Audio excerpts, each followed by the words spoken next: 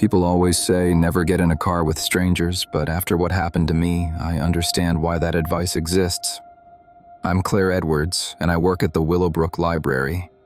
Our head librarian insisted everyone attend the weekend evening staff appreciation dinner at Morning Glory downtown. By the time we finished, the posted bus schedule showed the last route had already left at 9 p.m. I was stranded on Maple Street with no way home and a 2-hour walk ahead of me in the dark. That's when Bradley and 2 other people from circulation came over. I barely knew them, but Bradley seemed nice enough. "Need a ride, Claire?" he asked. "We're heading toward the Willowbrook area." After 16 hours of reshelving books and my feet already aching, the offer felt like salvation. Plus, there were several of them, so it seemed safe. "That would be great, actually," I said. I got in the back seat with Caroline from Reference Services, while Bradley drove and Marcus sat up front. Normal conversation at first, complaining about Margaret's new filing system, weekend plans. But 15 minutes in, I noticed we weren't heading toward Willowbrook at all. We were going east, away from town. "Excuse me," I said, leaning forward. "I think you missed the turn back there." Bradley's jaw clenched, and he wouldn't look at me in the rearview mirror when I spoke. "Shortcut," he said. Caroline shifted uncomfortably beside me. "This doesn't look right to me either, Bradley." "I said it's a shortcut." His voice had an edge now that hadn't been there during dinner. I heard the distinct click of the door locks engaging, all 4 doors simultaneously. My stomach dropped. I tried the handle anyway. Locked solid. The child safety locks were on too. "Let us out," Caroline said, her voice getting higher. "This isn't funny." "Nobody's getting out until I say so." Bradley's knuckles were bone white against the steering wheel. Marcus was completely silent in the front seat, staring straight ahead like he'd shut down completely. The radio was playing some talk show, but the voices seemed too loud now, filling the silence where normal conversation should be. The road was getting more isolated. Fewer streetlights, no other cars. Dense trees on both sides pressing closer to the asphalt. I could feel Caroline's leg trembling against mine. "Bradley, please," I said, trying to keep my voice steady. "Just let us out here. We can call someone." Instead of answering, he reached into the center console. When his hand came back up, he had a folding knife.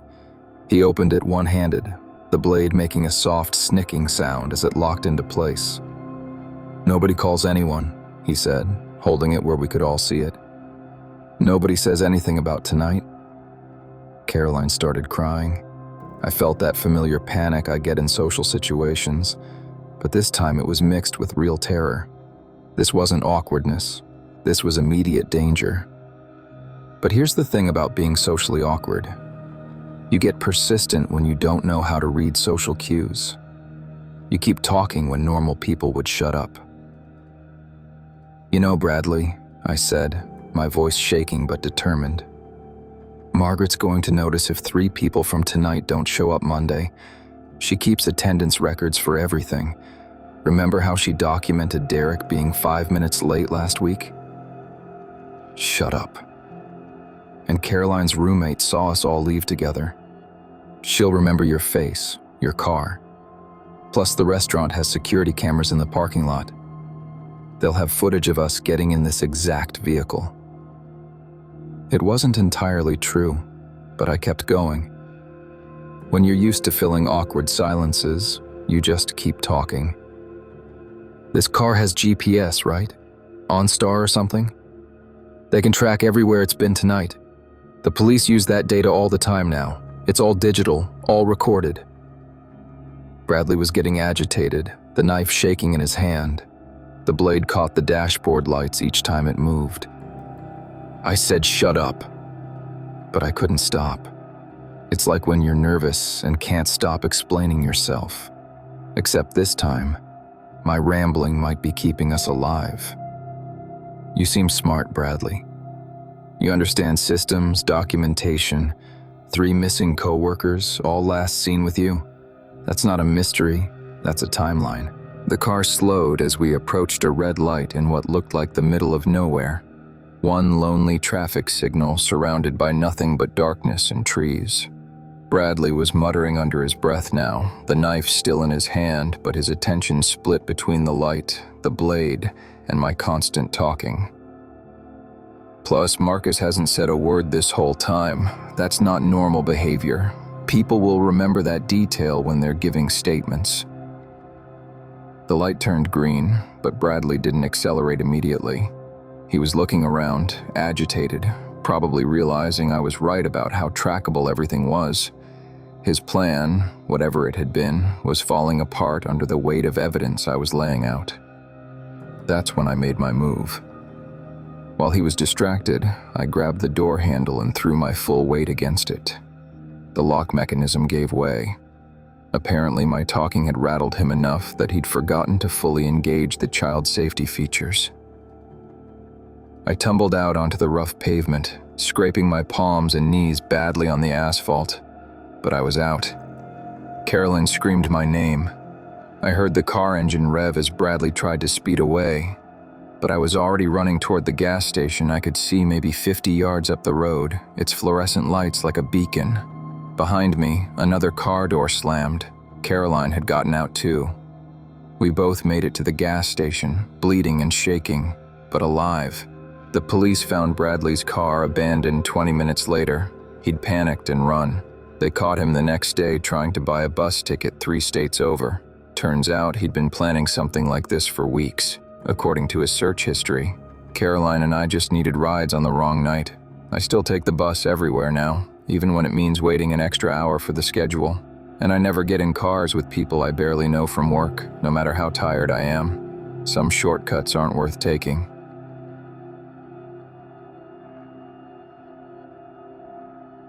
Three months ago, something happened that changed how I lock my food truck every night and check over my shoulder in parking lots. I'm Jordan Griffin, and I run a taco truck called 4th Street Market. That weekend evening, I'd been parked outside the Ashford complex since 6 a.m. 15 straight hours of standing, lifting, chopping, serving an endless line of office workers and college kids. My lower back was screaming, my feet were swollen in my work boots, and I had that bone-deep exhaustion that makes you stupid. By 9 p.m., I'd sold out of everything except some leftover carnitas. I was loading the last of my equipment, moving like I was underwater, when this guy approached. Average height, friendly smile, clean clothes. Nothing threatening about him. "Jordan?" he said. "Jordan Griffin?" I looked up from the cash box I was counting, my brain moving slow. "Yeah? I thought that was you. We matched on that dating app. You know, the one with the green logo. We were supposed to meet up last week, but you had to cancel because of truck stuff." I paused. After 15 hours on my feet, my judgment was shot.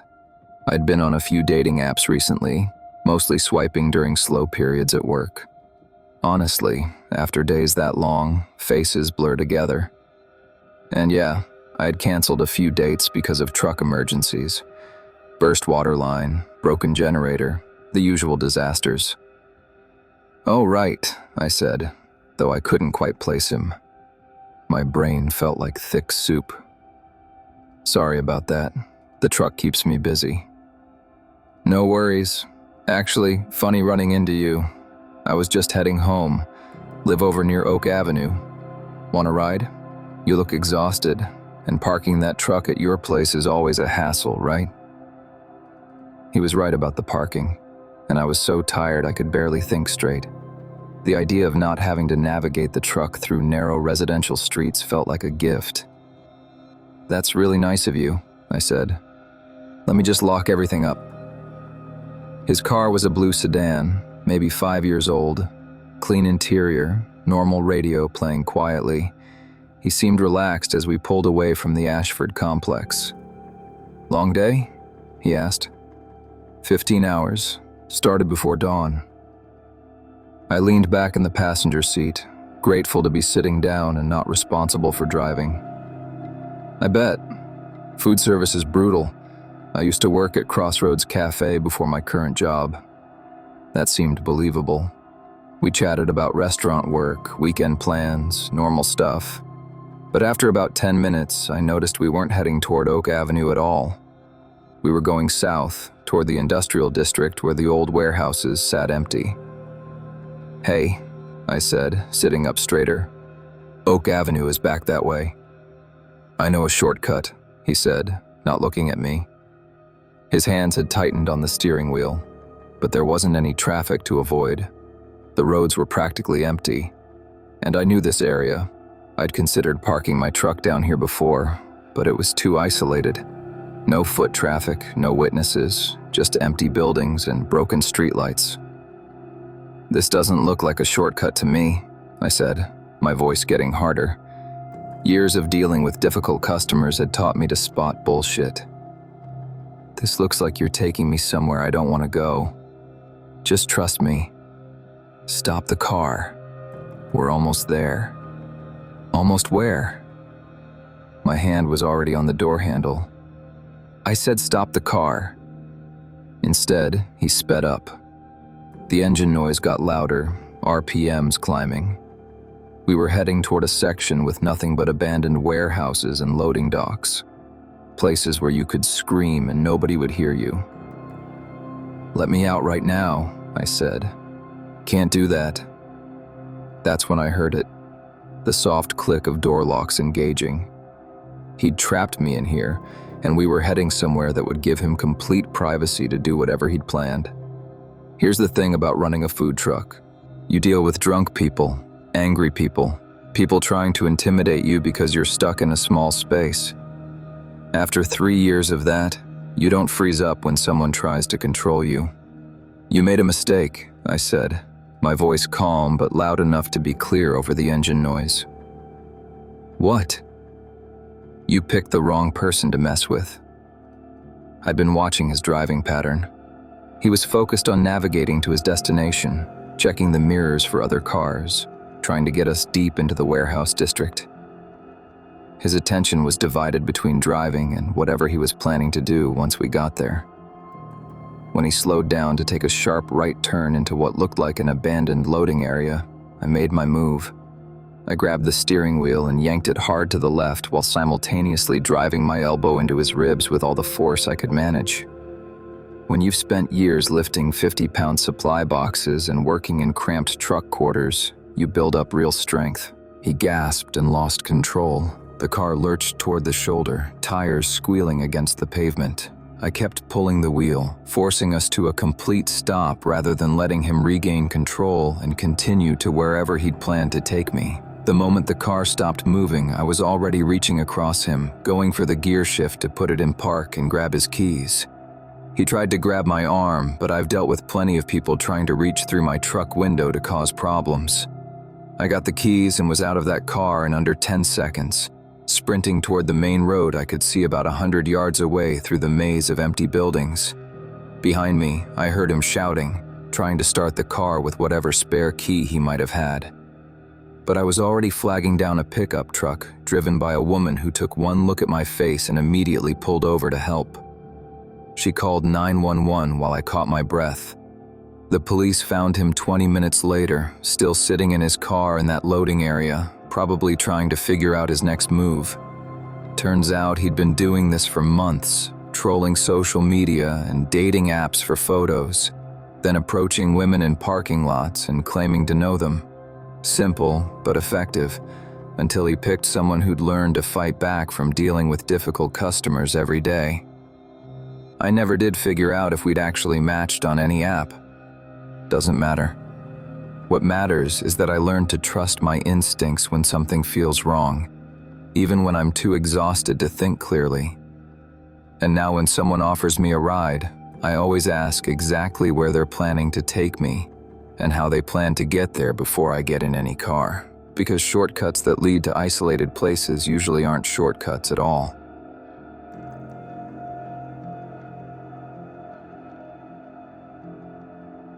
Marcus was loading his medical bag into his broken-down Honda when he heard footsteps behind him on Elm Drive. "I'm Marcus Campbell, and I work as a home health aide," That weekend evening, I'd been visiting Mrs. Rodriguez near Aspen Ridge, 40 minutes outside town in the middle of nowhere. When I finished my shift and tried to start my car, nothing. Dead battery, maybe something worse. I was standing there trying to figure out my options when a car pulled up. Mark Campbell from my apartment building. We'd shared elevators dozens of times, always polite hallway conversation. "Marcus? Car trouble?" He rolled down his window. "Yeah, won't start. Trying to figure out how to get home." "Hop in. I'm heading back to the complex anyway." I hesitated for maybe 2 seconds. Calling a tow truck out here would cost more than I had, and it was getting dark. Mark seemed decent enough. Quiet neighbor, kept to himself. "That would be amazing, thanks." 10 minutes into the drive, instead of continuing toward our apartment complex, Mark took a turn onto a side street. "Just need to make a quick stop," he said when I looked at him questioningly. I didn't want to be rude. I tend to avoid confrontation, and Mark was doing me a favor. Maybe he needed to pick something up. The house he pulled up to was small, single-story, completely dark. No car in the driveway. It looked empty. "I'll just be a minute," Mark said, getting out and hitting the child locks. I watched him walk to the front door. Instead of knocking, he pulled out some kind of tool and started working on the lock. My stomach dropped. He was breaking in. Through the front windows, I could see a flashlight beam moving around inside. Mark was burglarizing someone's home while I sat trapped in his getaway car. I tried the door handle. Locked. I started hitting the horn. Long, sustained blasts that echoed through the quiet neighborhood. The flashlight beam stopped. Mark came running out, empty-handed, his face furious. "What the hell are you doing?" he hissed, getting back in the car. "Let me out." "You can't get out here." His voice had changed completely. Gone was the polite neighbor from the hallways. "You've seen too much now." "I said let me out of this car." He started the engine, but I kept hitting the horn. The porch light came on at the house across the street. "Stop that, or I'll make sure you never tell anyone what you saw tonight." His hand moved to something in the center console. I couldn't see what, but the threat was clear. "You think I'm going to let you walk away after this?" Mark's voice was getting uglier. "You're in this now, whether you like it or not. Either you keep your mouth shut permanently, or I make sure you can't talk at all." The way he said permanently made my blood freeze. This wasn't about robbery anymore. This was about eliminating a witness. "People know where I am," I said, still hitting the horn intermittently. "Mrs. Rodriguez knows my schedule. My supervisor tracks our visits. Nobody's going to find you out here for days." Mark was looking around, probably trying to decide where to take me next. Plenty of empty houses, plenty of places to... Another porch light came on. Then another. The horn was working. People were noticing. "Fine," Mark said suddenly, hitting the unlock button. "But if you say one word about tonight, I know where you live. I know your schedule. I know exactly how to find you." I was out of that car before he finished talking, running toward the nearest porch light. The elderly man who answered took one look at my face and let me use his phone to call 911. By the time the police arrived, Mark was gone. His car, my ride home, vanished into the night. But here's what haunts me. When I gave my statement, the police told me this wasn't Mark's first time. They'd been looking for someone hitting houses in this area for months, and they said most burglars don't threaten witnesses the way Mark had threatened me. "Sounds like he was planning to make sure you couldn't identify him," the detective said. "You're lucky you made enough noise to draw attention. Guys like that, once they decide you're a liability..." He didn't finish the sentence. He didn't need to. When I got back to the apartment complex the next day, Mark's unit was cleared out. Gone like he'd never lived there. The police said I did the right thing making noise, drawing witnesses. Said it probably saved my life.